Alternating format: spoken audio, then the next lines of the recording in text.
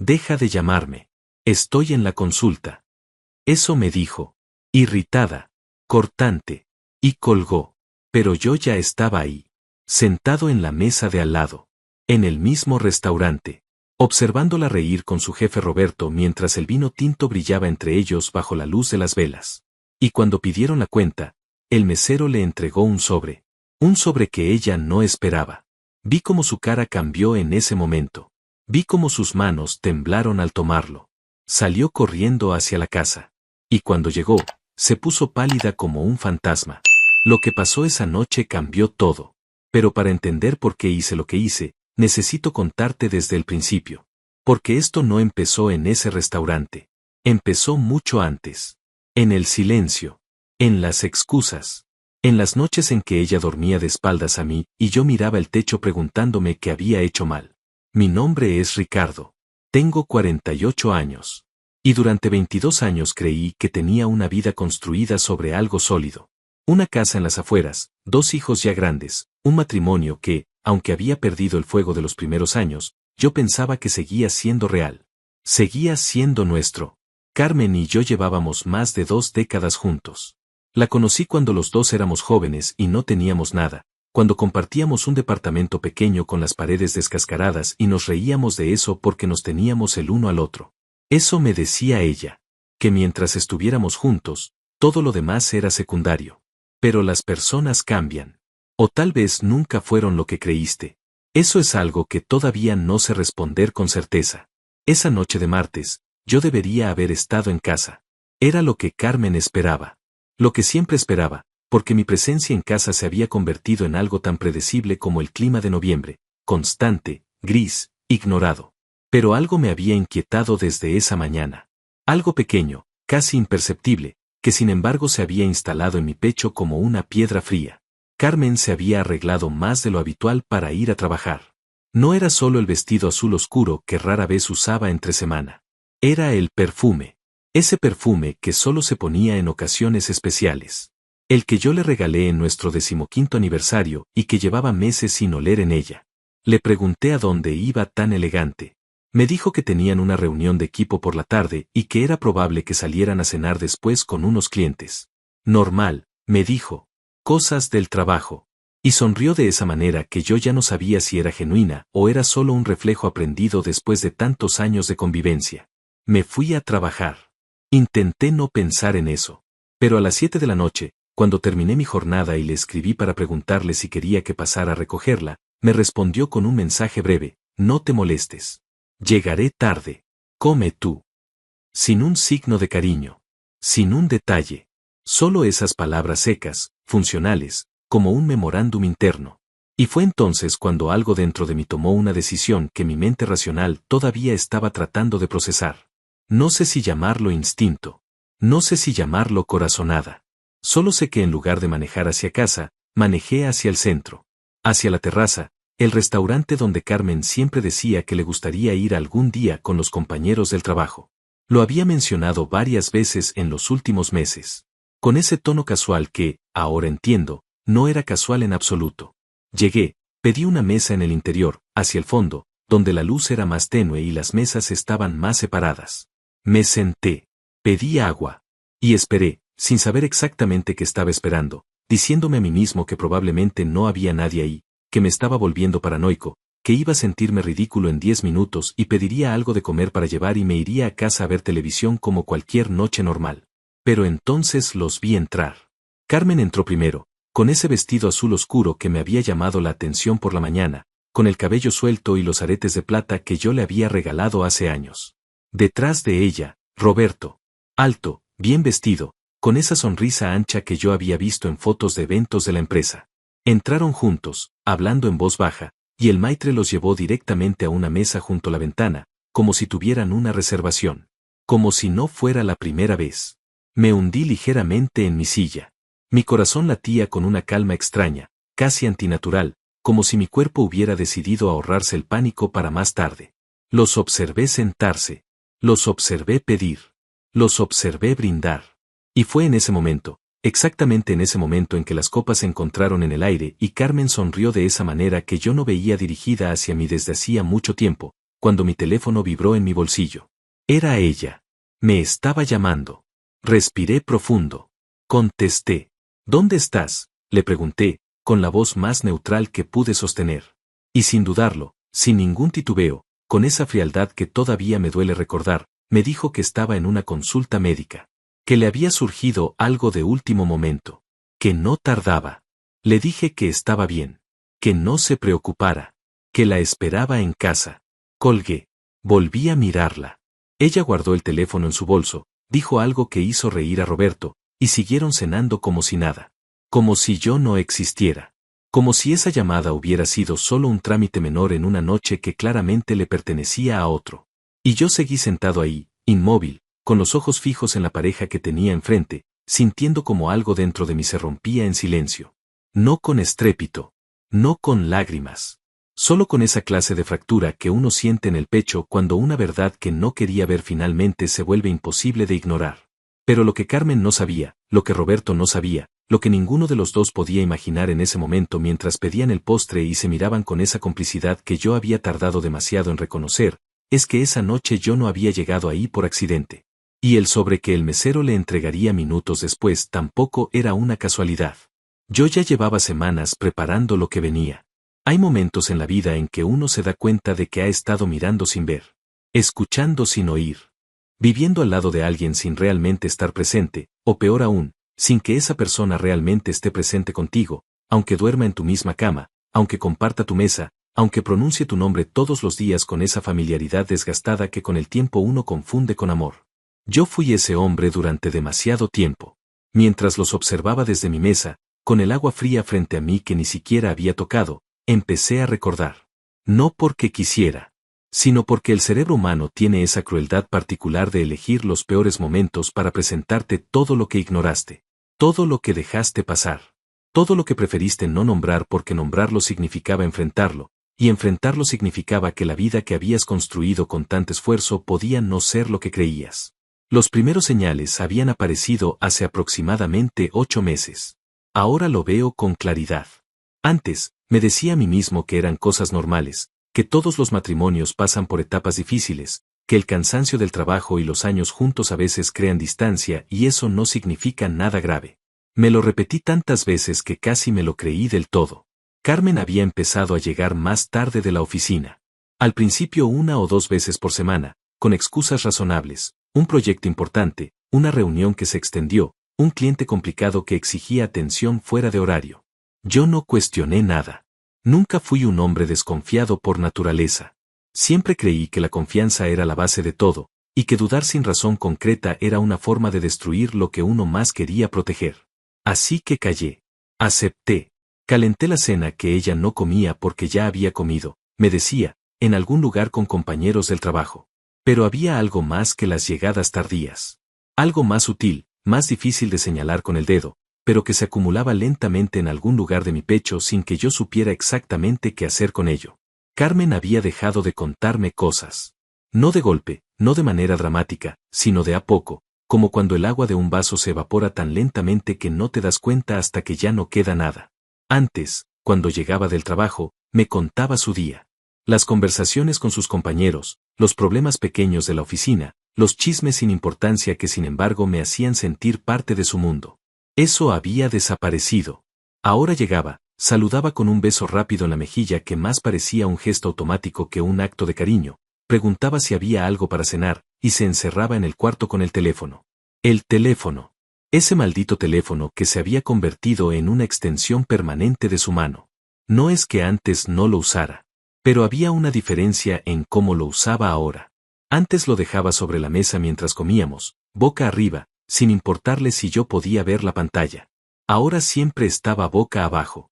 Ahora siempre lo tomaba y se alejaba unos pasos cuando le llegaba una notificación. Ahora, cuando yo me acercaba sin intención de ver nada, solo por estar cerca, ella inclinaba ligeramente la pantalla hacia su cuerpo con ese movimiento casi imperceptible que sin embargo yo empecé a notar con una precisión que me sorprendía a mí mismo. Una noche, hace unos 6 meses, me desperté a las 2 de la mañana y ella no estaba en la cama. Fui al baño pensando que se había levantado por eso, pero el baño estaba vacío. La encontré en la sala, sentada en el sillón oscuro, con la luz azul del teléfono iluminándole la cara. Cuando me escuchó llegar, lo apagó de inmediato y me dijo que no podía dormir, que tenía mucho en la cabeza con el trabajo. Le pregunté si quería hablar. Me dijo que no, que era tarde, que volviera a la cama. Y yo volví. Me acosté. Me quedé mirando el techo durante una hora larga, escuchando el silencio del departamento, sintiendo esa soledad particular que es todavía más pesada cuando no estás físicamente solo. Lo que más me dolía no era la sospecha. Era la distancia. Era sentir que la persona con quien compartía mi vida se había vuelto una extraña educada. Alguien que cumplía con las formas, que decía las palabras correctas en los momentos correctos, pero desde un lugar que ya no me incluía de verdad. Seguíamos desayunando juntos los domingos. Seguíamos viendo alguna película a veces por las noches. Seguíamos siendo, en apariencia, un matrimonio funcional. Pero yo sabía, con esa certeza silenciosa que no necesita pruebas para existir, que algo fundamental se había roto. O tal vez nunca había estado tan entero como yo creía. Fue hace exactamente 4 meses cuando encontré el primer indicio concreto. No lo estaba buscando. Eso es lo que más me cuesta explicar, porque hay quien podría pensar que andaba husmeando, que era un esposo desconfiado revisando cosas que no debía. Pero no fue así. Fue un accidente. Uno de esos accidentes pequeños que cambian todo. Estaba buscando el seguro del coche en la guantera del auto que compartíamos. Carmen lo había usado el día anterior y yo necesitaba el documento para una gestión. Entre los papeles encontré un recibo. De un restaurante. Fechado un miércoles por la noche, la misma noche en que ella me había dicho que se quedaría tarde en la oficina terminando un informe urgente. El recibo era de una cena para 2 personas. $140. Con una botella de vino incluida. Me quedé con el papel en la mano durante varios segundos. Lo leí 2 veces. 3. Como si las palabras pudieran cambiar de significado si las miraba con suficiente atención. Volví a guardarlo exactamente donde estaba. Cerré la guantera. Salí del coche. Y no dije nada. No porque tuviera miedo. No porque no supiera qué decir. Sino porque en ese momento algo en mí tomó una decisión que mis palabras todavía no habían procesado. Una parte de mí entendió que si iba a enfrentar esto, no lo haría desde la emoción. No lo haría desde el dolor en estado bruto, gritando preguntas que podían ser respondidas con más mentiras. Si iba a enfrentar esto, lo haría desde un lugar donde yo tuviera el control. Donde la verdad estuviera completamente de mi lado. Donde no hubiera manera de esquivar lo que yo tenía para mostrar. Así que esperé. Y mientras esperaba, observé. Con una calma que yo mismo no entendía del todo, pero que de alguna manera me sostenía. En las semanas siguientes presté atención a cosas a las que antes no les había dado importancia. Empecé a notar los patrones. Los martes y los jueves Carmen llegaba tarde casi sin excepción. Siempre con una explicación diferente, pero siempre esos mismos días. Empecé a notar que cuando mencionaba a Roberto en conversación, lo hacía con una naturalidad demasiado estudiada, como quien practica decir un nombre en voz alta para que no suene a nada especial. Empecé a notar que había empezado a ir al gimnasio 3 veces por semana, algo que nunca había hecho en años, y que había renovado casi todo su guardarropa en los últimos meses con ropa más cuidada, más elegante, más pensada. Pequeñas cosas. Detalles que por separado no significaban nada y que juntos lo significaban todo. Y entonces llegó esa noche de martes. La noche en que algo dentro de mí dijo que era suficiente de observar desde lejos. Que era momento de ver con mis propios ojos lo que llevaba meses sintiendo en los huesos. Por eso estaba en ese restaurante. Por eso estaba sentado a 4 mesas de distancia, mirando a mi esposa reír con otro hombre mientras me decía por teléfono que estaba en una consulta médica. No por impulso. No por desesperación. Sino porque yo ya sabía lo suficiente para estar ahí, y aún me faltaba ver lo único que necesitaba ver para que el plan que había estado construyendo en silencio pudiera finalmente ponerse en marcha. Y esa noche, sin que ella lo supiera, todo estaba a punto de comenzar. Los observé durante casi 2 horas. No me moví de esa mesa. Pedí un café que apenas toqué y un plato de pasta que dejé enfriarse sin comer.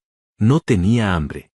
Tenía algo mucho más difícil de nombrar instalado en el centro del pecho, algo que no era exactamente rabia ni exactamente tristeza, sino una mezcla extraña de las dos cosas mezcladas con una lucidez fría que me sorprendía a mí mismo. Como si una parte de mí llevara tanto tiempo preparándose para este momento que ahora que había llegado, en lugar de derrumbarse, simplemente se asentaba. Se quietaba. Observaba. Carmen estaba diferente esa noche. Y lo digo sin amargura, porque la amargura distorsiona las cosas y yo quiero ser preciso. Lo digo como una observación honesta de alguien que llevaba 22 años conociendo cada gesto de esa mujer. Estaba diferente en el sentido de que estaba presente. Completamente presente. Con esa clase de atención que hace que una persona brille desde adentro, que sus ojos se iluminen, que sus manos hablen mientras habla, que su risa sea genuina y no el gesto automático en que se había convertido en nuestra casa. Esa presencia que yo llevaba meses sin recibir, ella se la estaba dando a otro. Roberto hablaba y Carmen lo escuchaba inclinando levemente la cabeza hacia un lado, con esa expresión concentrada que yo recordaba de nuestros primeros años, cuando cualquier cosa que yo dijera le parecía interesante, cuando el mundo cabía en una conversación entre los dos. Él la hacía reír varias veces. No esa risa educada de compromiso social, sino una risa real, espontánea, que le llegaba desde algún lugar genuino. En un momento, él dijo algo y ella apoyó la mano sobre la mesa rozando apenas la de él, y aunque el contacto duró solo un segundo, a mí me pareció una eternidad. Aparté la mirada. Miré mi café. Respiré. Me pregunté cuánto tiempo llevaba esto. Me pregunté si había empezado antes de los 8 meses que yo tenía registrados, si los primeros indicios que yo había detectado eran ya una versión avanzada de algo que venía construyéndose desde mucho antes. Me pregunté cuántas noches habían sido así mientras yo estaba en casa creyendo que ella trabajaba, cuántas conversaciones habían tenido, cuántas cenas, cuántos momentos que ella me había negado a mí y le había entregado a él sin ningún remordimiento aparente. Y luego me obligué a dejar de contar. Porque contar ese tipo de cosas no lleva a ningún lugar útil. Solo abre un pozo sin fondo en el que uno puede perderse durante años. Me concentré en lo que tenía delante. Hacia las 9:30 de la noche, Roberto hizo una seña al mesero. Llegó la cuenta.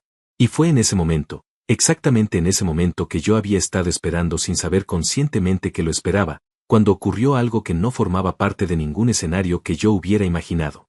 El mesero no trajo solo la cuenta. Trajo también un sobre blanco, tamaño carta, sin ninguna marca visible en el exterior. Lo colocó con discreción frente a Carmen, con una pequeña inclinación de cabeza, como si supiera exactamente a quién iba dirigido. Carmen lo miró un segundo con una expresión que no supe leer del todo. Luego miró a Roberto, que negó levemente con la cabeza como diciendo que él no tenía nada que ver. Carmen tomó el sobre con cuidado. Lo abrió despacio. Y lo que sea que leyó adentro le borró la sonrisa del rostro en menos de 3 segundos. La vi palidecer. No es una exageración. Es lo que vi. Ese color que se va de la cara cuando algo te golpea en un lugar que no esperabas. Sus manos dejaron de ser las manos seguras y elegantes que habían sostenido la copa de vino durante toda la noche y se convirtieron en algo más frágil, más expuesto. Dobló el papel rápidamente, lo metió de vuelta en el sobre, guardó el sobre en su bolso con un movimiento que intentaba parecer casual y no lo era en absoluto. Dijo algo breve a Roberto. Él le preguntó algo, ella respondió con una sonrisa forzada que no llegó a sus ojos. Se pusieron de pie. Él pagó la cuenta. Salieron juntos pero en la puerta del restaurante se separaron con rapidez, sin el abrazo prolongado ni el gesto cariñoso que yo quizás habría esperado ver. Solo unas palabras cortas y cada uno hacia su coche. Carmen caminaba rápido. Demasiado rápido para ser una mujer que simplemente termina una cena y vuelve a casa. Yo esperé un par de minutos. Dejé un billete sobre la mesa sin esperar el cambio. Salí al aire frío de la noche y caminé hacia mi coche con esa misma calma extraña que me había acompañado durante toda la velada. No corrí. No la seguí de cerca. No necesitaba hacerlo. Sabía exactamente a dónde iba. Y sabía exactamente lo que iba a encontrar cuando llegara. Porque el sobre no había llegado por accidente. Yo lo había enviado. Necesito explicar esto bien, porque sé que suena a algo que no es. No era una amenaza. No era una trampa sucia ni una humillación calculada. Era simplemente la verdad. Documentada, ordenada, presentada con la misma frialdad con que ella había llevado meses mintiéndome en la cara. Adentro del sobre había una sola hoja. Una hoja con fechas, con nombres, con los recibos que yo había ido recopilando durante semanas, con una fotografía que un conocido me había ayudado a obtener sin que entrara en detalles de cómo, y con una frase al final que yo había tardado varios días en escribir y que finalmente había dejado en su forma más simple, más directa, más imposible de ignorar. La frase decía, lo sé todo. Y tú lo sabes ahora también. Nada más. Sin firma. Sin amenazas. Sin drama innecesario. Solo la realidad puesta sobre la mesa con una claridad que no admitía interpretaciones alternativas. Llegué a casa antes que ella. Entré, dejé las llaves en el gancho de siempre, me quité el saco, me senté en el sillón de la sala con la lámpara apagada. En la oscuridad. Esperando. Con la misma quietud de alguien que ya tomó la decisión más difícil y ahora solo espera que el tiempo haga su parte. Escuché su coche entrar al garaje unos 12 minutos después. Escuché la puerta del garaje cerrarse. Escuché sus pasos apresurados en el pasillo. Escuché cómo abría la puerta de la casa con esa urgencia que delataba todo lo que intentaba ocultar. Y entonces la luz de la sala se encendió y Carmen me vio ahí, sentado en el sillón, con las manos unidas sobre las rodillas, mirándola en silencio. Se quedó completamente paralizada en el umbral. Su cara era exactamente lo que yo había imaginado. Pálida. Los ojos abiertos con una mezcla de miedo y confusión y algo más, algo parecido a la vergüenza, que es distinta a la culpa porque la culpa mira hacia adentro y la vergüenza mira hacia afuera, hacia el otro, hacia lo que el otro sabe y lo que eso significa ahora que ya no hay manera de desdecirlo.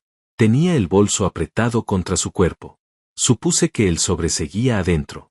Ninguno de los dos dijo nada durante varios segundos que se sintieron mucho más largos de lo que fueron. Y entonces, con la voz más tranquila que he usado en toda mi vida, le dije las únicas palabras que había preparado para ese momento. No un discurso. No una acusación larga y cargada de emoción. Solo esto. Siéntate, Carmen. Tenemos que hablar. Ella no se movió de inmediato. Vi cómo tragaba saliva. Vi cómo sus ojos se desplazaban brevemente hacia el bolso, como si buscara en él alguna salida que no existía. Y luego, muy despacio, como quien camina hacia algo inevitable, se sentó en el borde del sillón frente a mí. Y yo entendí en ese instante que después de 22 años, esa era la primera conversación verdadera que íbamos a tener. El silencio entre nosotros era de un tipo particular. No era el silencio incómodo de dos personas que no saben qué decirse. Era el silencio de dos personas que saben exactamente qué hay que decir y ninguna de las dos está lista para que empiece. Como el momento antes de que caiga algo que ya no tiene manera de no caer. Carmen tenía el bolso sobre las rodillas. Las manos encima del bolso. Los dedos ligeramente apretados sobre el cuero como si necesitara sostenerse a algo. Yo la miraba desde el sillón de enfrente con esa calma que ya no me sorprendía porque llevaba semanas construyéndola, asentándola, eligiéndola conscientemente por encima de todo lo demás que sentía y que también era real pero que yo había decidido que no iba a dirigir esta conversación. Ella habló primero. Ricardo, yo puedo explicarte. Esas 4 palabras. Esas 4 palabras que probablemente llevaba años escuchando en películas, en conversaciones ajenas, en historias de otras personas, y que nunca imaginé que iba a escuchar pronunciadas en mi propia sala por la mujer con quien había construido una vida entera. Había algo casi irreal en ese momento.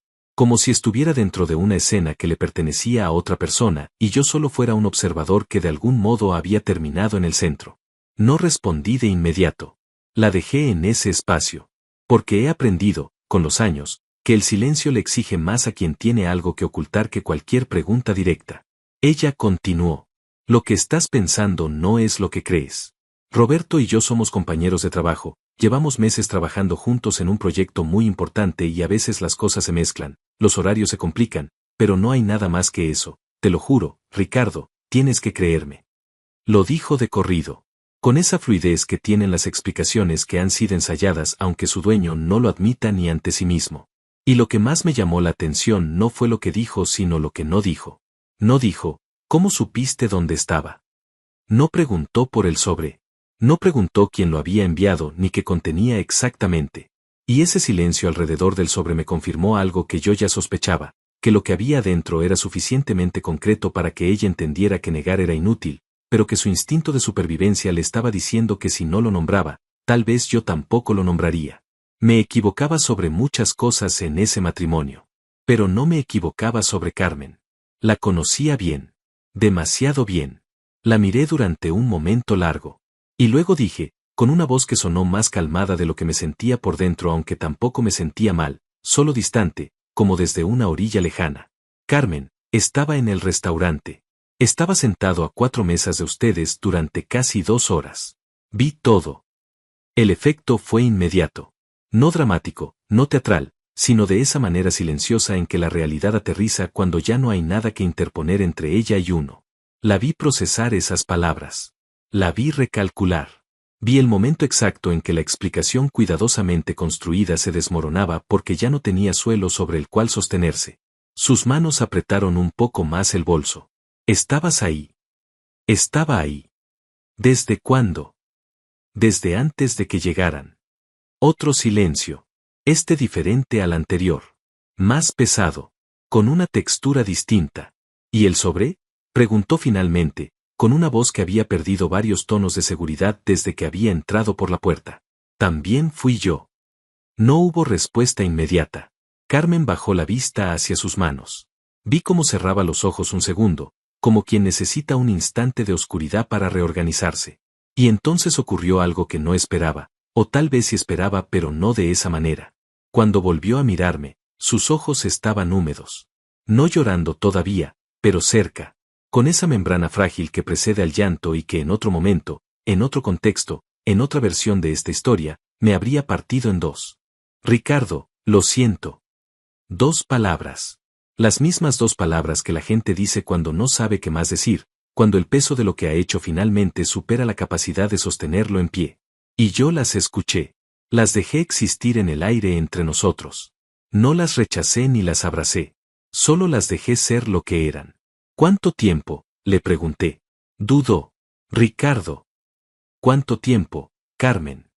Cerró los ojos otra vez. Cuando los abrió, una lágrima le bajó por la mejilla derecha y ella no hizo nada por limpiarla. Casi un año. Casi un año. 300 y tantos días. Un año de mentiras construidas con precisión, de excusas elaboradas con cuidado, de noches en que llegó a casa y me miró a los ojos y yo no vi nada porque no quería ver o porque ella era muy buena ocultando o porque las dos cosas son ciertas al mismo tiempo. Casi un año de una vida paralela que existía a pocos kilómetros de la nuestra y que yo no había querido nombrar aunque los indicios llevaban meses diciéndome que estaba ahí. No exploté. No levanté la voz. No rompí nada ni dije nada que después me arrepintiera. Me quedé exactamente donde estaba, con las manos sobre las rodillas, mirándola con esa distancia que no era frialdad sino la única manera que encontré de no perderme a mí mismo en ese momento. ¿Lo amas?, pregunté. La pregunta la tomó por sorpresa. Se notó en cómo cambió su expresión, en ese parpadeo rápido que delata cuando alguien no tiene preparada una respuesta. No lo sé, dijo finalmente. Y esa respuesta, esas 3 palabras, me dijeron más que cualquier confesión elaborada. Porque no lo sé en ese contexto no significa incertidumbre. Significa que la pregunta tiene una respuesta que todavía no está lista para pronunciar en voz alta. Y yo lo entendí. Y entenderlo dolió de una manera diferente a todo lo que había sentido hasta ese momento. No el dolor agudo del engaño sino algo más sordo, más profundo, más parecido a la pérdida definitiva de algo que uno creía suyo y que resulta que llevaba tiempo dejando de serlo. Me puse de pie despacio. Fui a la cocina, serví 2 vasos de agua, volví, puse uno frente a ella, me quedé de pie junto a la ventana mirando la calle oscura durante unos segundos. Los árboles de la acera se movían levemente con el viento. Todo afuera seguía igual. El mundo no se había enterado de nada. Volví a sentarme. Carmen, quiero que sepas algo, dije. No vine a esta conversación a gritarte ni a hacerte sentir peor de lo que ya te sientes. Vine porque merezco la verdad. Porque 22 años merecen al menos eso. Ella asintió en silencio, con los ojos todavía brillantes. Y también vine porque ya tomé una decisión. Fue en ese momento cuando vi algo cambiar en su mirada. Una especie de alerta que se encendió detrás de las lágrimas. Porque las palabras ya tomé una decisión tienen un peso particular cuando las dice alguien que hasta entonces ha sido el que esperaba, el que aguantaba, el que callaba. Cuando ese hombre dice que ya decidió, algo en el otro entiende que el terreno acaba de moverse. ¿Qué decisión?, preguntó, con una voz que era casi un susurro. No respondí de inmediato. Fui al cuarto. Abrí el cajón de mi mesita de noche. Saqué la carpeta azul que había preparado con semanas de anticipación y que había guardado ahí esperando exactamente este momento. La sostuve en mis manos un segundo antes de volver a la sala. La coloqué sobre la mesa de centro, frente a ella. Sin decir nada. Carmen la miró. Estiró la mano despacio y la abrió. Y cuando vio lo que había dentro, algo en su cara terminó de derrumbarse de una manera que ya no tenía nada de lágrimas ni de drama, sino de esa comprensión final y absoluta de que las cosas no iban a volver a ser como antes. Porque adentro de esa carpeta estaban los papeles del divorcio. Ya firmados por mí. Ya revisados por un abogado. Ya listos para el siguiente paso. Solo faltaba su firma. Carmen no dijo nada durante lo que me pareció un tiempo muy largo. Tenía la carpeta abierta sobre las rodillas, los ojos fijos en las páginas como si las palabras impresas ahí pudieran cambiar de significado si las miraba con suficiente intensidad. Sus manos ya no apretaban el bolso. Ahora descansaban sobre el papel con una quietud que se parecía más al agotamiento que a la calma. Era la quietud de alguien que ha corrido mucho y de repente entiende que ya no hay a dónde correr. Yo la observaba desde el sillón de enfrente, sin apurarla, sin llenar el silencio con palabras innecesarias. Porque hay momentos en que el silencio hace el trabajo mejor que cualquier discurso, y ese era uno de ellos. Yo había pasado semanas construyendo ese momento con cuidado, con precisión, con una paciencia que en otras circunstancias yo mismo no me habría creído capaz de sostener. Y ahora que estaba aquí, lo último que necesitaba era arruinarlo con prisa. Finalmente ella cerró la carpeta despacio. La dejó sobre la mesa de centro con un cuidado casi delicado, como si el papel fuera frágil, como si depositarla suavemente pudiera cambiar lo que representaba. Levantó la vista hacia mí. Y en sus ojos había algo que yo no había esperado ver, o tal vez sí lo había esperado pero no de esa manera, no con esa claridad. No había rabia. No había indignación. Había algo que se parecía mucho a la rendición. A esa clase de rendición que no es debilidad sino reconocimiento. El reconocimiento de que el momento que uno lleva tiempo sabiendo que llegará finalmente ha llegado y ya no tiene sentido seguir fingiendo que no. ¿Cuándo lo preparaste?, preguntó. Hace 3 semanas.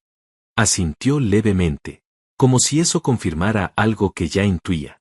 ¿Hay alguien más que sepa? Mi abogado. Nadie más. Otro silencio. Afuera un coche pasó despacio por la calle. La luz de sus faros cruzó brevemente la ventana y desapareció. Todo seguía igual afuera. Adentro nada volvería a ser igual. Ricardo, dijo, y en cómo pronunció mi nombre había algo diferente a todas las veces anteriores esa noche. Algo más desnudo. Sin la capa de defensa, ni la capa de culpa, ni la capa de miedo. Solo el nombre. Solo la persona detrás del nombre dirigiéndose a la persona detrás del mío. ¿No quieres saber más? ¿No quieres preguntarme cosas? ¿No quieres, no sé, entender cómo llegamos hasta aquí? La miré durante un momento. Sé cómo llegamos hasta aquí, le dije. Llegamos hasta aquí porque durante meses elegiste mentirme en lugar de hablar conmigo. Porque si algo no funcionaba entre nosotros, había otra manera de manejarlo que no fuera esta. Porque en 22 años nunca te pedí la perfección, Carmen. Solo te pedí la verdad. Y eso fue lo único que no me diste. No lo dije con dureza. No lo dije levantando la voz. Lo dije con esa clase de firmeza tranquila que es mucho más difícil de refutar que un grito, porque un grito se puede contestar con otro grito pero la calma razonada no tiene respuesta fácil. Ella bajó la vista. Tienes razón, dijo. Solo eso. Sin adornos, sin justificaciones, sin el largo discurso explicativo que yo quizás habría esperado de ella. Solo esas 3 palabras que en su simpleza contenían todo lo que no había dicho en meses. Y debo admitir que eso me descolocó más de lo que esperaba. Estaba preparado para la defensa. Estaba preparado para las excusas elaboradas, para el contraataque, para las lágrimas manipuladoras, para los intentos de reencuadrar la situación de alguna manera que pusiera en duda lo que yo sabía. No estaba del todo preparado para la rendición limpia. Para el tienes razón sin condiciones. Me pregunté si eso también era una estrategia. Me pregunté si la Carmen que yo conocía había calculado que la mejor respuesta en ese momento era ninguna resistencia. Y luego me dije que ya no importaba. Porque independientemente de por qué lo decía o cómo lo estaba procesando, la realidad era la misma. Y la realidad era que esa carpeta sobre la mesa de centro era el siguiente capítulo de una historia cuyo capítulo anterior había terminado en un restaurante esa misma noche. Entonces ocurrió algo que no había anticipado en ninguno de los escenarios que había imaginado durante las semanas de preparación. Carmen se puso de pie, fue hacia la ventana, se quedó de espaldas a mí mirando la calle oscura durante varios segundos. Y cuando habló, su voz tenía una textura distinta. Más baja. Más íntima. Como cuando alguien finalmente deja de hablar para las galerías y empieza a hablar de verdad. ¿Recuerdas el año en que perdiste el trabajo?, preguntó. No esperaba esa pregunta. Fruncí levemente el ceño sin responder. El año que estuviste 8 meses buscando, continuó, sin voltearse todavía. Que llegabas a casa con esa cara que intentaba no mostrar el cansancio, pero yo lo veía igual. Que te sentabas a la mesa y comías sin hablar. Que de noche creías que yo estaba dormida, pero yo te escuchaba dando vueltas. Guardé silencio. Sí lo recordaba. Había sido hace 9 años, un periodo difícil que habíamos atravesado juntos, o eso yo creía. Ese año yo también estaba hundiéndome, dijo Carmen, y su voz se quebró levemente en la última palabra. Y tú no lo viste. No porque fueras malo, Ricardo, no te estoy culpando de eso. Sino porque estabas tan metido en lo tuyo que no quedaba espacio para lo mío. Y yo aprendí a cargar sola. Aprendí a no esperar. Aprendí a existir al lado tuyo sin contar contigo para ciertas cosas. Se volteó finalmente. Sus ojos brillaban pero no lloraba. Y eso no justifica nada de lo que hice. Lo sé. No te lo estoy diciendo como excusa. Te lo estoy diciendo porque me preguntaste cómo llegamos hasta aquí y esa es parte de la respuesta. La otra parte es mía y es fea y no tiene justificación y lo asumo. Me quedé en silencio procesando eso.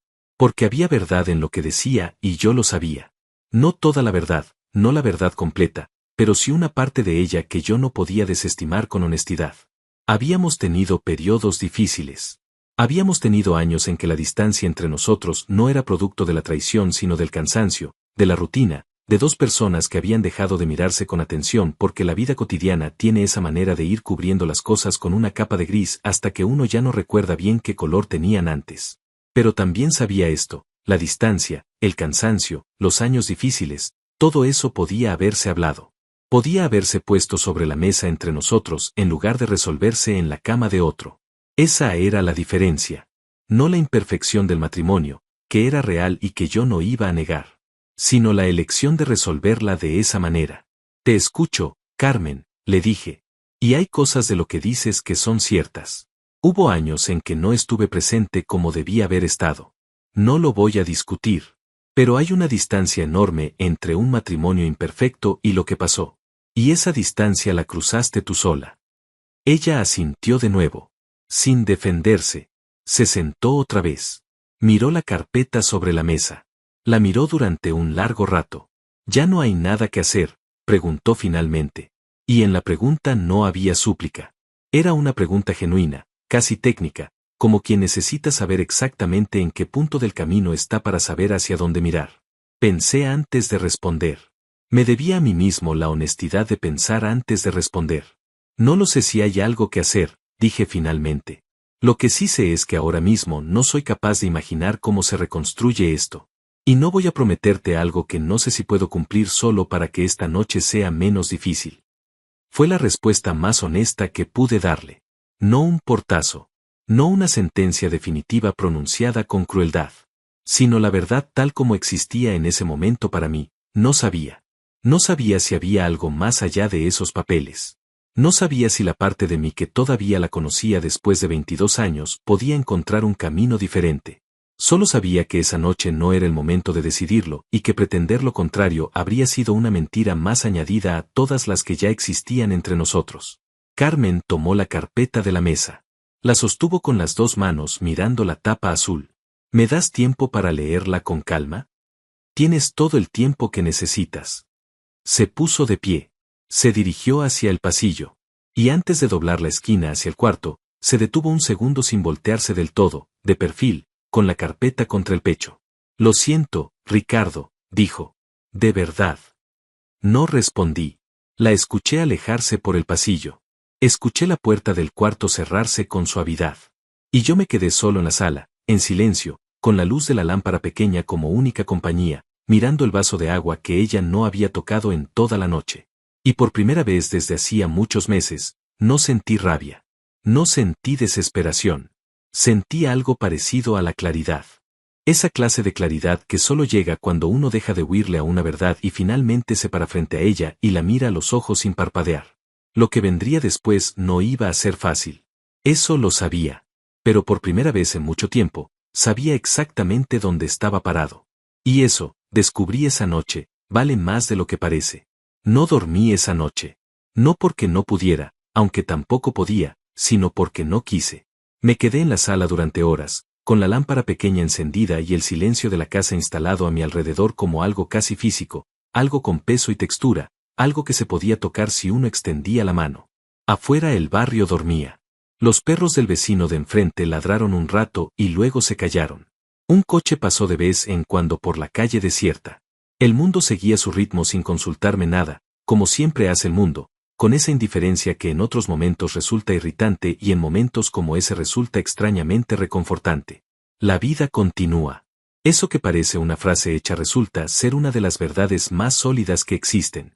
Me quedé pensando en muchas cosas esa noche. No de manera ordenada ni productiva, sino de esa manera fragmentada y circular en que piensa la mente cuando está procesando algo demasiado grande para caber en un solo pensamiento. Pensé en los primeros años con Carmen. En el departamento pequeño que compartíamos cuando recién nos habíamos casado, con las paredes delgadas y la calefacción que fallaba en invierno y los dos riéndonos de eso porque teníamos 26 años y el mundo nos parecía manejable. Pensé en el día en que nació nuestro primer hijo y en cómo Carmen lloró de una manera que yo nunca le había visto antes y que me pareció la cosa más hermosa y más aterradora que había presenciado en mi vida. Pensé en los cumpleaños, en las navidades, en los viajes, en las peleas, en las reconciliaciones, en todos los momentos ordinarios que constituyen el tejido de una vida compartida y que uno no valora del todo hasta que de repente se da cuenta de que están terminando. Y pensé en Roberto. No con rabia, o no solo con rabia. Con esa curiosidad extraña y un poco cruel que uno siente cuando intenta entender que tiene el otro que uno no tiene, o que supo ofrecerle que uno dejó de ofrecer, o si la respuesta es más simple y más triste que todo eso, si simplemente fue el momento correcto y la distancia correcta y la novedad correcta. Esas cosas que a veces no tienen nada que ver con el amor y sin embargo lo desplazan igual. No encontré respuestas satisfactorias. Creo que no existen. Me levanté a las 5 de la mañana, fui a la cocina, hice café. Me senté a la mesa del desayuno con la taza entre las manos y miré el jardín pequeño por la ventana mientras el cielo empezaba a aclarar despacio, ese azul oscuro que se va volviendo gris y luego gris claro y luego finalmente la primera luz del día que no es exactamente luz sino más bien la ausencia de oscuridad. Me pregunté qué pasaría en las próximas semanas. Me pregunté cómo sería la conversación con nuestros hijos, que ya eran adultos pero que seguían siendo nuestros hijos, y para quienes la idea de que sus padres se separaban después de 22 años iba a ser un golpe que yo no podía protegerlos de recibir, solo podía estar presente cuando llegara. Me pregunté cómo sería el proceso legal, las divisiones, la logística fría y necesaria de separar dos vidas que han estado entrelazadas durante más de 2 décadas. Me pregunté cómo me sentiría 6 meses después, 1 año después, 3 años después, si esta claridad que sentía ahora se sostendría o si habría noches en que el peso de la pérdida se haría insoportable. No tenía respuestas para ninguna de esas preguntas. Pero las pregunté igual, porque creo que hay un valor en hacerse las preguntas difíciles aunque no haya respuestas disponibles todavía. A las 7 escuché pasos en el pasillo. Carmen entró a la cocina con la carpeta azul bajo el brazo. Llevaba la misma ropa que la noche anterior, lo cual me dijo que tampoco había dormido. Tenía los ojos ligeramente hinchados. Sin maquillaje. El cabello recogido de manera apresurada. La vi así y tuve uno de esos momentos involuntarios en que uno reconoce la persona que amó antes de todo lo demás, antes de la traición y la mentira y el dolor, esa persona más simple y más real que existe debajo de todo lo construido, y ese reconocimiento dolió de una manera diferente a todo lo demás que había dolido hasta entonces. Se sirvió café sin decir nada. Se sentó frente a mí. Puso la carpeta sobre la mesa entre los dos. La leí, dijo, y envolvió la taza con las manos. Miró el jardín un momento. Está todo muy claro, dijo finalmente. El abogado hizo un trabajo preciso. No era lo que yo esperaba que dijera primero. Pero Carmen siempre tuvo esa manera de abordar las cosas difíciles desde el ángulo más práctico cuando las emociones ya habían sido agotadas. Era una característica suya que yo había admirado en otros contextos y que esa mañana me resultó a la vez familiar y extraña. Hay algunas cosas que quiero pedirte, continuó. No para cambiar lo que está escrito. Solo para el proceso. Dime. Quiero que seamos civilizados. Por los chicos principalmente, pero también por nosotros. Por lo que fuimos antes de llegar hasta aquí. Asentí. Quiero ser yo quien les cuente a ellos. Quiero estar presente cuando se los digan, no recibir una llamada después de que ya lo saben. De acuerdo. Y quiero. Se detuvo un momento. Bajó la vista hacia la taza. Quiero que sepas que no espero que me perdones. No te lo voy a pedir. Solo quiero que en algún momento, cuando el tiempo haya hecho su trabajo, puedas recordar también las cosas buenas. Porque las hubo. Y no quiero que lo que pasó borre todo lo demás. Me quedé en silencio procesando eso. Había algo en esas palabras que era genuino, lo sentí. No era la Carmen defensiva de la noche anterior ni la Carmen calculadora que yo había construido en mi cabeza durante semanas de preparación. Era una versión más pequeña y más honesta de ella, una versión que el dolor había despojado de sus capas exteriores y dejado en algo más cercano a la verdad. No te prometo el perdón, le dije. Todavía no estoy ahí. Pero tampoco estoy aquí para destruirte, Carmen. Nunca lo estuve. Lo que hice, el sobre, los papeles, todo eso no fue para hacerte daño. Fue para dejar de hacerme daño a mí. Ella asintió despacio. Y en ese asentimiento había algo que yo interpreté como comprensión real, no como aceptación forzada, sino como el reconocimiento genuino de alguien que finalmente está viendo las cosas desde el lugar correcto, aunque ese lugar duela. Tomó la carpeta. La abrió en la última página, donde estaba el espacio para su firma. Sacó un bolígrafo del bolsillo de su pantalón, y durante un segundo largo se quedó con el bolígrafo apuntando hacia el papel sin escribir nada, como si ese segundo fuera el último en que todavía era posible que las cosas fueran de otra manera. Y entonces firmó. No fue un gesto dramático. No hubo lágrimas en ese momento preciso. Solo el sonido leve del bolígrafo sobre el papel y luego el silencio de vuelta, un silencio diferente a todos los anteriores, más definitivo, más limpio, con esa clase de peso que no aplasta sino que asienta. Me pasó la carpeta. Yo la tomé. La cerré. La sostuve con las dos manos sobre la mesa durante un momento. Afuera el sol había terminado de salir y el jardín estaba lleno de esa luz de mañana temprana que hace que todo parezca más nítido de lo normal, los bordes más definidos, los colores más saturados, como si el mundo hubiera sido lavado durante la noche y todavía no se hubiera vuelto a cubrir de polvo. Pensé en algo que mi padre me había dicho una vez, hace muchos años, en una conversación que en ese momento no había entendido del todo y que ahora me llegaba con una claridad que me sorprendió. Me había dicho que los momentos más importantes de la vida de un hombre no son los momentos en que gana, sino los momentos en que decide quién quiere ser cuando pierde. Que el carácter no se construye en las victorias, sino en la manera de pararse frente a las derrotas. Yo no sabía si lo que sentía en ese momento era una victoria o una derrota. Probablemente eran las dos cosas al mismo tiempo, de esa manera compleja y contradictoria en que son casi todas las cosas que importan de verdad. Había perdido un matrimonio. Había perdido la versión del futuro que había imaginado. Había perdido la certeza de muchas cosas en las que había creído durante 22 años. Pero no me había perdido a mí mismo. Y eso, entendí esa mañana sentado frente a una taza de café en la cocina de la casa que pronto dejaría de ser completamente mía, era lo más importante. Eso era lo que no tenía precio. Eso era lo que ninguna traición, por profunda que fuera, había logrado quitarme. Carmen se levantó. Llevó su taza al fregadero. Se quedó un momento de espaldas a mí con las manos apoyadas en la orilla de la pileta, mirando por la ventana pequeña que daba al lateral de la casa. ¿Qué vas a hacer hoy?, me preguntó. Una pregunta ordinaria. De las que se hacen en cualquier mañana de cualquier día normal. Y sin embargo en ese contexto tenía una resonancia diferente, como la última nota de una canción que ya está terminando. Voy a llamar a mi abogado, dije. Y luego voy a salir a caminar un rato. Asintió sin voltearse. Está bien. Me levanté, tomé la carpeta, y antes de salir de la cocina me detuve un segundo en el umbral, no sé bien por qué, tal vez por ese instinto humano de marcar los umbrales, de reconocer los momentos de cruce antes de cruzarlos. La miré de espaldas. El cabello recogido, los hombros levemente caídos, la luz de la mañana cayendo sobre ella desde la ventana lateral. Y luego seguí caminando. Las semanas que siguieron fueron de una naturaleza que no sé bien cómo describir sin caer en los extremos. No fueron semanas devastadoras en el sentido cinematográfico que uno imagina cuando piensa en una separación después de 22 años. No hubo derrumbes espectaculares ni noches enteras llorando en el suelo. Pero tampoco fueron semanas fáciles, y sería deshonesto de mi parte pintarlas de otra manera solo para que la historia suene más ordenada de lo que fue. Fueron semanas complejas, irregulares, con días buenos y días en que el peso de todo se instalaba encima de uno desde temprano y había que cargarlo igual, con trabajo y obligaciones y el mundo siguiendo su ritmo sin pausar para que uno terminara de procesar lo que estaba procesando.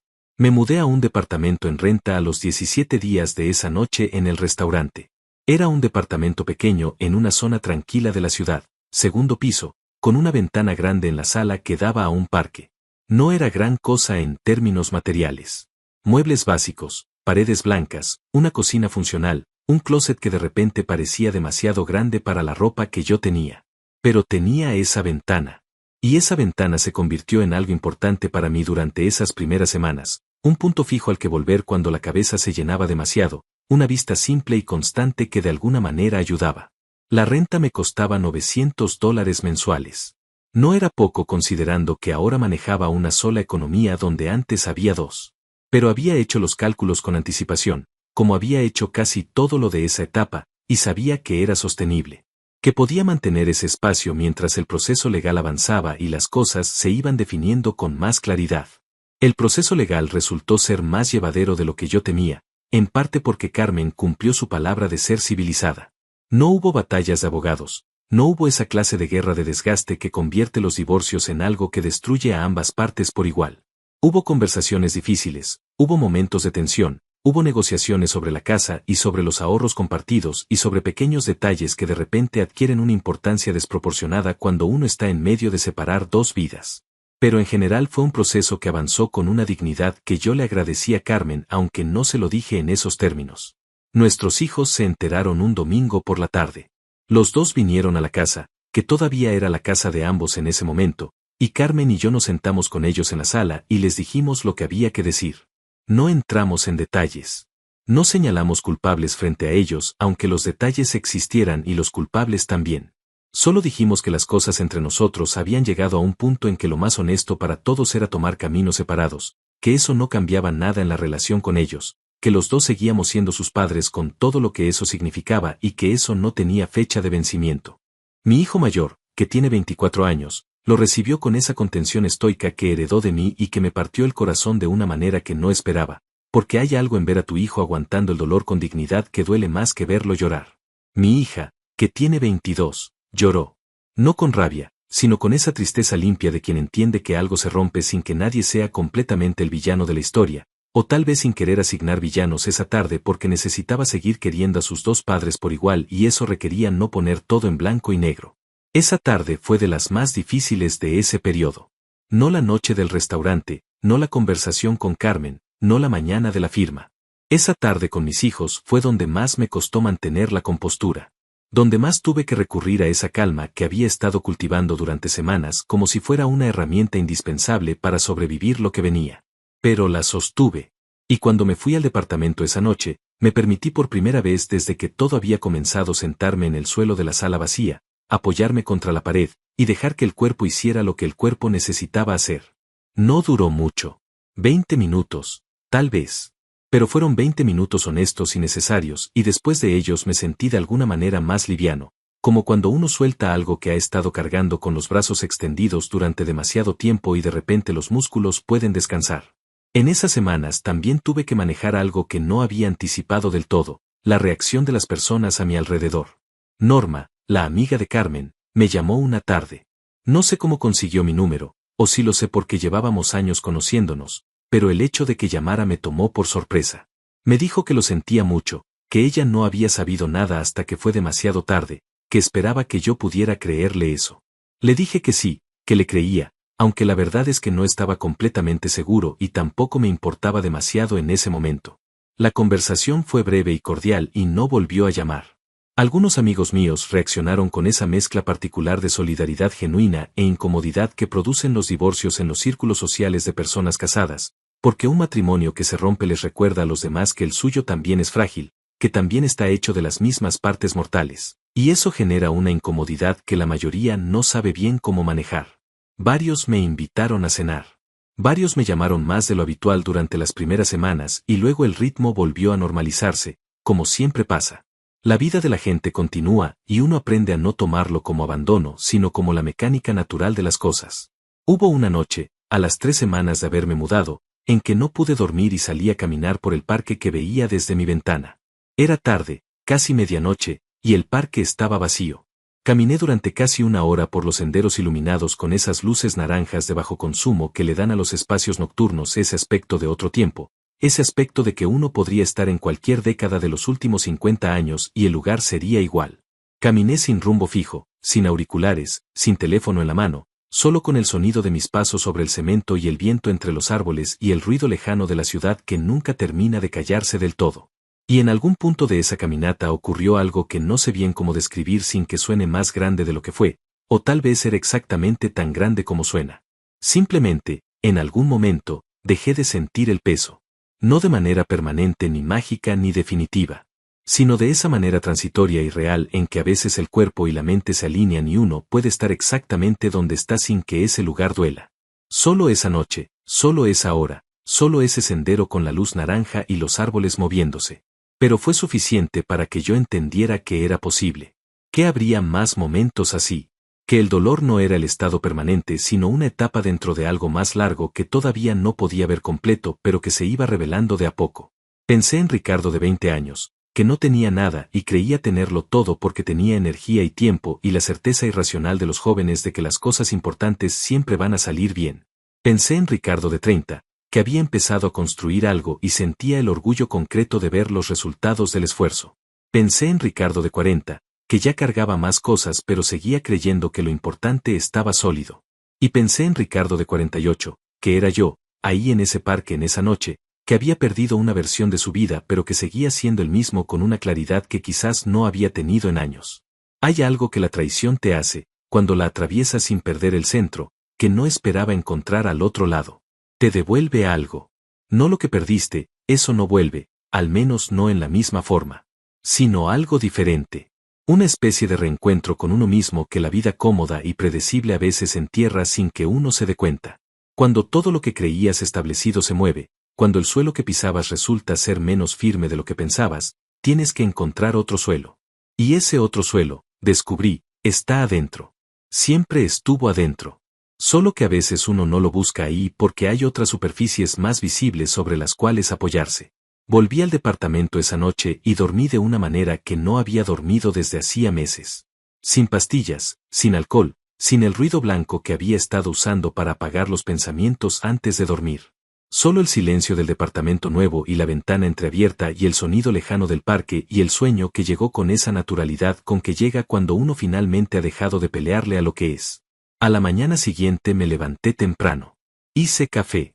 Me senté junto a la ventana grande con la taza en la mano y miré el parque en la luz de la mañana, con los primeros paseadores de perros y los primeros corredores y las palomas que se movían entre los árboles con esa indiferencia magnífica que tienen los animales frente a los problemas humanos.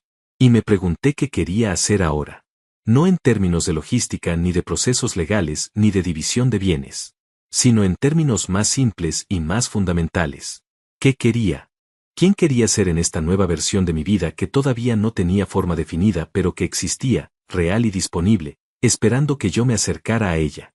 No tenía todas las respuestas, pero tenía la pregunta.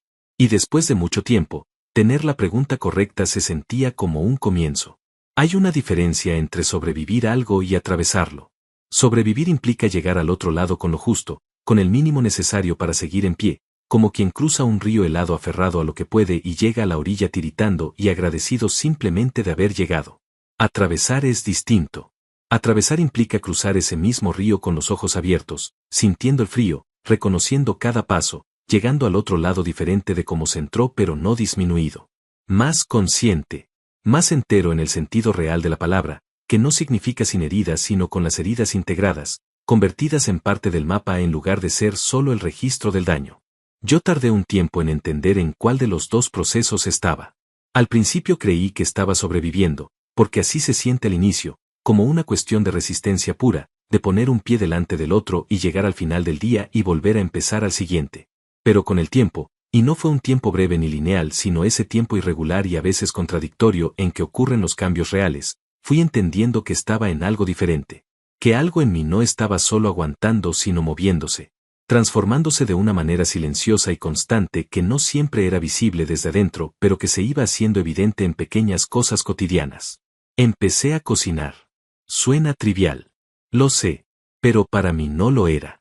Durante 22 años Carmen había sido quien manejaba la cocina de nuestra casa, no porque yo no supiera hacerlo, sino porque así se habían distribuido las cosas con esa naturalidad no hablada con que los matrimonios largos van asignando territorios. Yo me ocupaba de otras cosas. Ella cocinaba. Era un acuerdo tácito que nunca cuestionamos porque funcionaba, o al menos funcionaba en la superficie, que es donde funcionan la mayoría de los acuerdos tácitos de los matrimonios largos hasta que dejan de funcionar. En el departamento nuevo no había nadie más. Y la primera semana comí cosas básicas, pan, huevos, algo de fiambre, lo mínimo para no pensar demasiado en la cocina. Pero hacia el final de la segunda semana me encontré parado frente al mercado de mi barrio con tiempo libre y sin saber exactamente qué hacer con él, y entré, y empecé a caminar por los pasillos con esa curiosidad de quien está en un lugar conocido pero lo está viendo por primera vez desde un ángulo diferente. Compré cosas. Sin receta ni plan. Con esa libertad un poco torpe del principiante que no tiene sistema pero tiene voluntad. Y esa noche hice una pasta con verduras y ajo que quedó razonablemente bien y me la comí solo frente a la ventana grande con el parque afuera y música en bajo desde el teléfono, y en ese momento ordinario y simple encontré algo que no había experimentado en mucho tiempo. Una especie de satisfacción silenciosa. No euforia ni revelación, solo esa satisfacción pequeña y genuina de haber hecho algo con las manos y haberlo disfrutado sin que nadie más estuviera en la ecuación. Volví al mercado varios días después.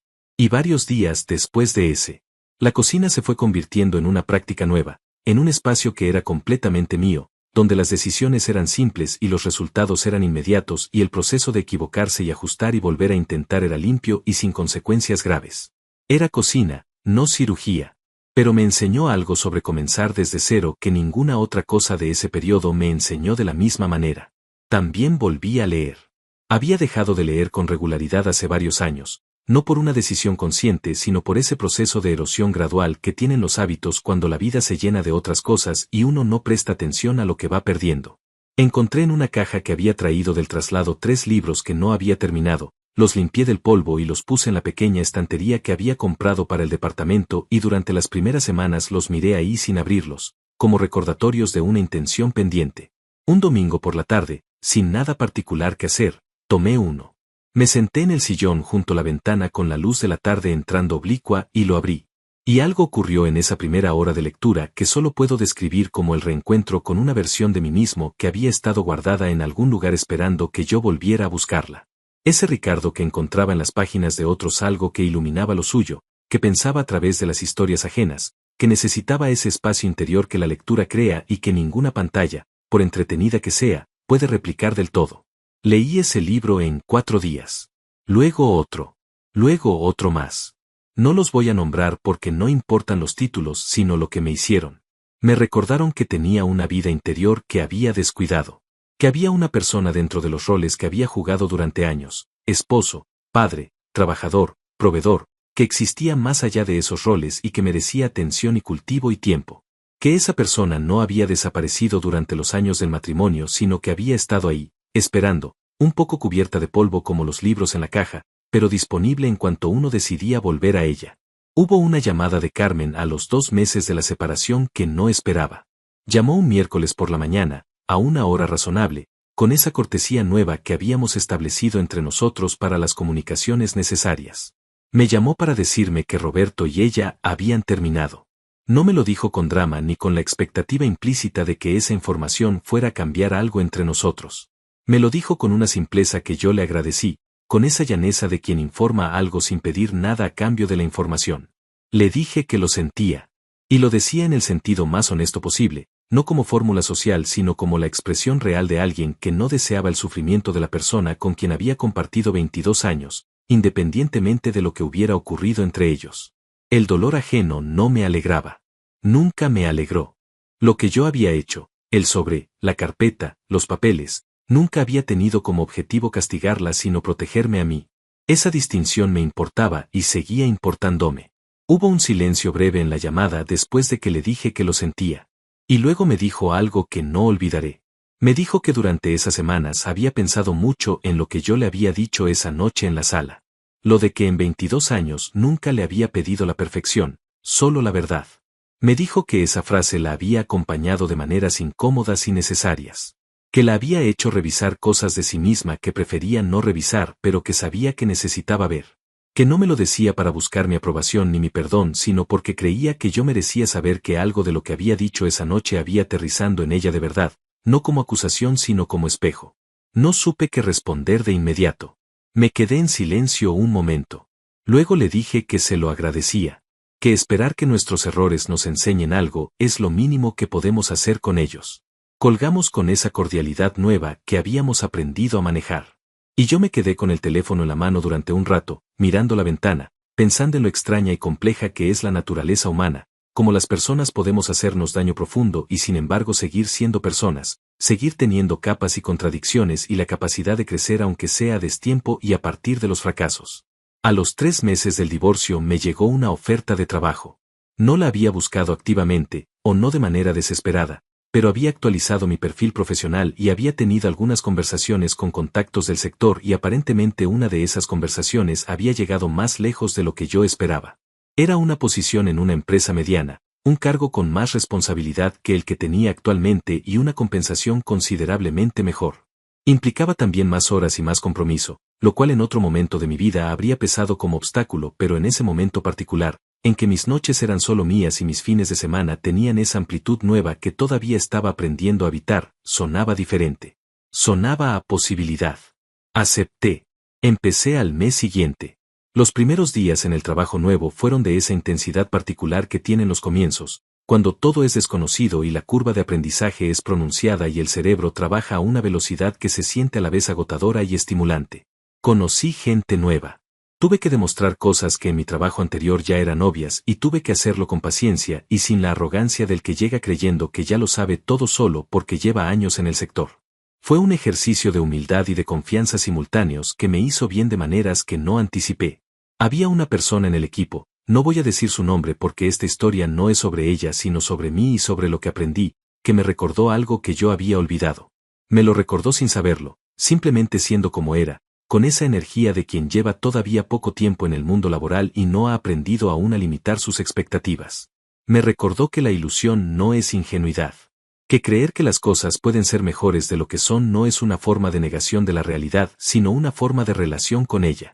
Que la diferencia entre el cinismo y la sabiduría no es cuánto daño has acumulado sino qué haces con él. Una tarde, al salir del trabajo, caminé hacia mi coche por el estacionamiento de la empresa y me detuve un momento sin razón particular. El sol estaba bajando y la luz era de ese naranja tardío que hace que todo parezca más cálido de lo que es. Pensé en esa noche en el restaurante.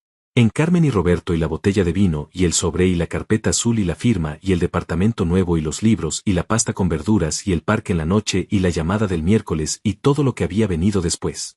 Pensé en cuánto había cambiado en menos de un año. No en términos de circunstancias externas, aunque esas también habían cambiado, sino en algo más interior y más difícil de medir. Había algo en mí que estaba más asentado que antes. Más quieto en el sentido bueno de la palabra, el sentido en que la quietud no es resignación sino solidez, la diferencia entre una piedra enterrada y una piedra flotando en el agua. Subí al coche. Arranqué. Y en lugar de ir directo al departamento, manejé hasta el mercado del barrio y compré los ingredientes para una receta que había visto en un libro de cocina que había conseguido 3 semanas antes. Una receta complicada, de esas que requieren tiempo y atención y varios pasos que hay que seguir en orden. Llegué al departamento, puse música, y me puse a cocinar. Tardé casi 2 horas. Quedó bien. Me la comí frente a la ventana grande con el parque ya oscuro afuera y las luces naranjas de los senderos reflejadas en el vidrio, y pensé que hacía mucho tiempo que una cena no me sabía así. No por el sabor, aunque el sabor estaba bien, sino por todo lo que la rodeaba. Por el silencio que era mío. Por el espacio que era mío. Por la vida que, con toda su imperfección y su desorden y sus partes rotas que todavía seguían en proceso de sanar, también era completamente mía. Y eso, descubrí esa noche, era suficiente para empezar. El tiempo tiene una manera particular de reorganizar las cosas. No las borra. Eso es un mito conveniente que la gente se cuenta para hacer más tolerable la idea del dolor, que con el tiempo todo se olvida, que con el tiempo todo pasa, como si el tiempo fuera una especie de borrador automático que va limpiando las superficies hasta dejarlas en blanco. No funciona así. Al menos no en mi experiencia. Lo que el tiempo hace, cuando uno le permite hacer su trabajo sin interrumpirlo con la resistencia constante o con la negación o con la prisa de querer llegar al otro lado antes de haber atravesado el medio, lo que el tiempo hace es reorganizar. Pone las cosas en su lugar correcto dentro del mapa de uno. Les da la proporción que les corresponde. Las integra sin eliminarlas, las convierte en parte de la historia sin permitir que sean toda la historia. Eso fue lo que ocurrió conmigo en el año que siguió a esa noche en el restaurante. No me convertí en otra persona. No desperté un día transformado en alguien irreconocible para sí mismo, liviano y libre de todo peso como en las versiones simplificadas de las historias de superación. Seguí siendo Ricardo. Con mis maneras, con mis limitaciones, con esa tendencia a la calma externa que a veces la gente confunde con frialdad y que en realidad es solo la manera en que proceso las cosas, hacia adentro antes que hacia afuera. Seguí siendo el mismo hombre que había construido una vida durante 22 años y que un martes de noche se había sentado en un restaurante y había visto cómo esa vida era diferente a lo que creía. Pero algo en ese hombre había cambiado. Y el cambio no era dramático ni visible desde afuera de manera obvia, sino de esa clase de cambios que uno nota en la manera en que uno mismo se relaciona con las cosas. En la manera de tomar decisiones. En la manera de establecer qué importa y qué no importa. En la manera de pararse en los momentos difíciles sin necesitar que nadie más sostenga el peso. A los 8 meses de haberme mudado al departamento, empecé a pensar en buscar un lugar más definitivo. No porque el departamento fuera malo, sino porque había cumplido su función de espacio de transición con una eficiencia que yo le agradecía, y sentía que estaba listo para algo que fuera más propiamente un hogar y menos un campamento base. Un lugar que fuera mío desde el principio, elegido con los criterios de quien ya sabe lo que necesita en lugar de quien está todavía en shock buscando aterrizar en cualquier lugar disponible. Lo encontré a los 3 meses de empezar a buscar. Una casa pequeña, no un departamento sino una casa con jardín pequeño en la parte trasera, en un barrio tranquilo un poco más alejado del centro. Tenía 2 habitaciones, una cocina con buena luz, una sala con techo alto, y ese jardín de atrás con 3 árboles y una mesa de madera vieja que el dueño anterior había dejado y que yo decidí conservar porque me gustaba la idea de que tuviera historia propia antes de ser parte de la mía. La renta era de $1,300 mensuales. Más que el departamento, pero dentro de lo que podía manejar con el nuevo trabajo que había resultado ser exactamente lo que necesitaba en ese momento de mi vida, exigente y estimulante y con la clase de personas a su alrededor que te hacen querer ser mejor en lo que haces. Me mudé un sábado de octubre con la ayuda de mi hijo mayor, que llegó temprano con café y sin hacer preguntas innecesarias, con esa solidez discreta que me llena de orgullo cada vez que la veo en él. Pasamos la mañana moviendo cajas y muebles y hablando de cosas intrascendentes y de vez en cuando de cosas importantes, con esa facilidad que tiene la conversación cuando las manos están ocupadas en algo físico y el cerebro puede hablar sin la presión de la mirada directa. En algún momento de esa mañana, mientras armábamos una estantería en la sala, mi hijo me preguntó cómo estaba. No la pregunta formal de cortesía sino la pregunta real, con ese tono que uno aprende a distinguir con los años, el tono que dice que la respuesta importa y que hay tiempo para escucharla. Le dije que estaba bien. Y lo dije sin el peso defensivo que esa respuesta había cargado durante meses, cuando decir que estaba bien era en parte verdad y en parte el escudo que uno usa cuando no quiere preocupar a quien pregunta o cuando no tiene todavía palabras para lo que realmente siente. Lo dije como lo que era en ese momento, una descripción honesta del estado de las cosas. Él asintió. Siguió ajustando los tornillos de la estantería. Y luego, sin mirarme, dijo algo que me quedó durante días. Me dijo que estaba orgulloso de cómo lo había manejado todo. Que no era fácil lo que había hecho, mantener la cabeza así, actuar con esa clase de calma. Que había muchos hombres que en su lugar habrían perdido el control y habrían convertido todo en una guerra y habrían salido de eso mucho más dañados y habiendo dañado mucho más. Que él había observado todo desde su lugar y que lo que había visto le había enseñado algo sobre cómo quería ser cuando las cosas se pusieran difíciles en su propia vida. No supe qué decir por un momento. Me quedé con el destornillador en la mano mirando la pared. Luego le dije que él no tenía idea de lo difícil que había sido por dentro. Que la calma que veía desde afuera había costado mucho más de lo que parecía. Que hubo noches en que no estuve tan sereno como parecía, noches en que la rabia y el dolor estuvieron ahí con toda su fuerza y que elegir no actuar desde ese lugar no fue fácil sino simplemente la decisión que me parecía más correcta, la decisión que me iba a permitir mirarme al espejo sin vergüenza independientemente de cómo resultaran las cosas. Me miró un momento. Eso es exactamente de lo que te estoy hablando, me dijo. Y volvimos a la estantería. Esa tarde, cuando mi hijo se fue, me quedé solo en la casa nueva por primera vez. Caminé por cada habitación despacio, sin apuro, reconociendo el espacio, dejando que el espacio me reconociera a mí. Fui al jardín de atrás. Me senté en la mesa de madera vieja con los 3 árboles alrededor y el cielo de octubre encima, que en esa parte del año tiene esa calidad particular de luz que se siente más cercana que en verano, más personal, más íntima. Pensé en esa noche en el restaurante. La reviví una vez más, no con el dolor agudo de las primeras veces, sino con esa distancia que da el tiempo cuando uno ha hecho el trabajo necesario. Vi a Carmen reír en la mesa junto a la ventana. Vi el teléfono en mi mano. Escuché su voz diciéndome que estaba en una consulta médica. Vi el sobre en manos del mesero. Vi su cara palidecer. Y lo que sentí al recordarlo ya no era rabia ni tristeza ni esa mezcla complicada de las dos que había cargado durante meses. Era algo más parecido a la comprensión. No la comprensión que justifica, sino la que simplemente ve. La que entiende que las personas hacemos daño a veces no porque seamos fundamentalmente malas, sino porque estamos perdidas, porque tenemos miedos que no sabemos nombrar, porque buscamos en lugares equivocados las cosas que necesitamos y en el proceso lastimamos a quienes están más cerca. Carmen me había lastimado. Era verdad. Pero también era verdad que nuestro matrimonio había tenido grietas que los dos habíamos elegido no ver durante demasiado tiempo. Y también era verdad que lo que había salido de todo ese dolor era una versión de mí mismo que yo prefería a la que existía antes. No porque el dolor sea bueno en sí mismo, sino porque lo que uno hace con el dolor puede serlo. Saqué el teléfono y le escribí a mi hija. Solo para saber cómo estaba, sin motivo especial, con ese impulso simple de conectar que a veces es lo más importante que uno puede hacer. Me respondió en minutos con un mensaje largo y lleno de esa energía suya que me alegra el corazón cada vez. Le respondí. Estuvimos un rato así, mensajes de ida y vuelta, hablando de nada en particular y de todo al mismo tiempo. Después guardé el teléfono y me quedé en silencio en la mesa de madera con los 3 árboles alrededor. No tenía todo resuelto. No tenía una vida perfectamente reconstruida, ni un futuro completamente claro, ni todas las respuestas a las preguntas que esa etapa había abierto. Tenía una casa nueva con jardín pequeño y una estantería recién armada y una cocina con buena luz y un trabajo que me exigía lo mejor de mí. Tenía 2 hijos que me amaban y a quienes amaba con esa fuerza particular que no tiene comparación con ninguna otra. Tenía amigos, pocos pero reales. Tenía libros sin leer y recetas por probar y mañanas por venir que todavía no tenían forma definida pero que existían, disponibles, esperando.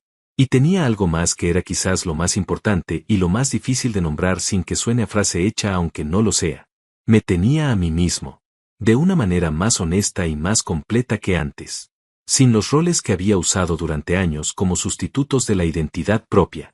Sin la seguridad falsa de una vida construida sobre una base que resultó ser más frágil de lo que parecía. Solo yo, con todo lo que eso implicaba, con las partes que me gustaban y las partes que todavía necesitaban trabajo, con las heridas integradas en el mapa y el mapa todavía en construcción. Hay algo que aprendí ese año que quisiera poder decirle a cualquier persona que esté en medio de algo parecido, en ese punto donde el dolor es tan presente que es difícil imaginar que existe vida más allá de él. Lo que aprendí es esto. El momento en que decides no perder tu dignidad, no importa lo que hayan hecho, no importa el tamaño de la traición, no importa cuánto duela, el momento en que decides actuar desde lo mejor de ti mismo en lugar de desde lo más herido, ese momento es el momento en que empiezas a recuperarte. No porque el dolor desaparezca, sino porque deja de ser el capitán. Yo fui ese hombre que se sentó en un restaurante y vio algo que no quería ver y eligió no destruirlo todo en un instante de rabia. Que caminó hacia su casa, que esperó en la oscuridad, que puso los papeles sobre la mesa en lugar de los gritos. No porque fuera perfecto, sino porque entendí, en algún lugar profundo que las palabras no alcanzan a describir del todo, que la manera en que uno atraviesa las cosas más difíciles de su vida es también la manera en que uno se define a sí mismo para siempre. Y yo quería definirme de esa manera. Con calma, con dignidad, con la certeza de que cuando llegara al otro lado, y llegué, podría mirar hacia atrás sin vergüenza de cómo me había comportado en el momento más difícil. El sol terminó de bajar y el jardín quedó en esa penumbra suave del final de la tarde. Entré a la casa. Encendí la luz de la cocina. Puse música en bajo. Y empecé a preparar la cena. Afuera, la vida seguía. Y esta vez, por primera vez en mucho tiempo, yo seguía con ella.